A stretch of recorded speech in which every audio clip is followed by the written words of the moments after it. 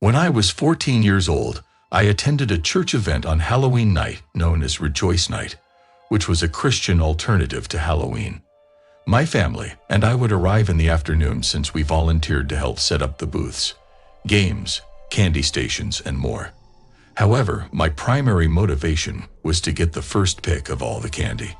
After assisting with the usual booth setup, I took a seat on a bench near the main worship area. It was my favorite spot because I could oversee the entire venue and, most importantly, enjoy the beautiful sunset. I pulled out my handheld gaming console and browsed through some music when a guy approached me and initiated a conversation. I'm not typically a social person, so I usually keep such interactions brief.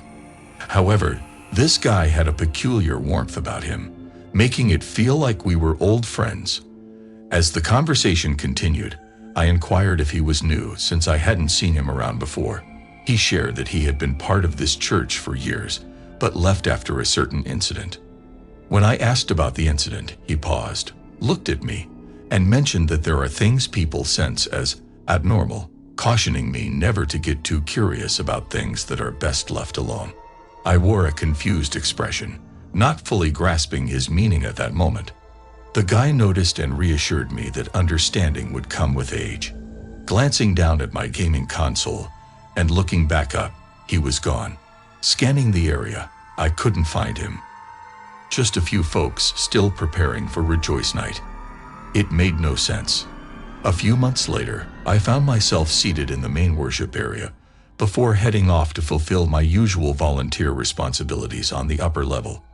This upper area served as a daycare for children, and after the service, volunteers escorted the kids downstairs. My task involved going into each room, turning off lights, and ensuring no children were left upstairs. As the pastor spoke about an upcoming memorial service, I glanced at the large screens flanking the worship area, only to see the face of the man I had conversed with during Rejoice Night. It was unbelievable, and to this day, it feels surreal. Leaving the main worship area, I climbed the substantial staircase to the upper level. Upon reaching the upper level, another volunteer confirmed that all the children had been escorted downstairs. Observing my pale demeanor, she inquired if I was all right. Brushing it off, I proceeded to switch off all the lights on the upper floor as she descended. The upper floor resembled a lengthy hallway with doors on either side and one at the end, featuring a sizable window. As I reached the final room at the end of the hall, I typically left the blinds open on that window to illuminate the dark hallway, easing my unease. However, upon leaving the room, a sense of panic overcame me.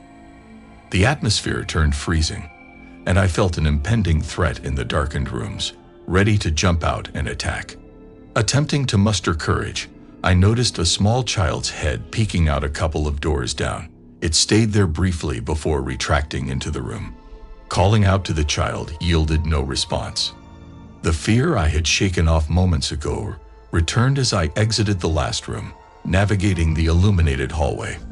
Reaching the next room within seconds, I flicked on the lights and searched for the child I had glimpsed. However, no one was there.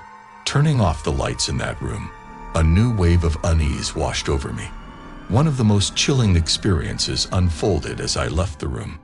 Glancing back at the last room's window, which illuminated the hallway, I witnessed a massive black mass moving in front of the window, almost completely blocking out the light. It was darker than black, and its outline, as it covered the light, seemed to be in motion. Terrified, I sprinted through the remaining hallway and down the stairs. I was stopped by an usher who advised against running. Describing what I had seen, he regarded me as if I were crazy. After the church service, I shared the incident with my parents during the ride home. Being skeptics, they didn't believe me. However, what I witnessed that day is something that still terrifies me to this very day.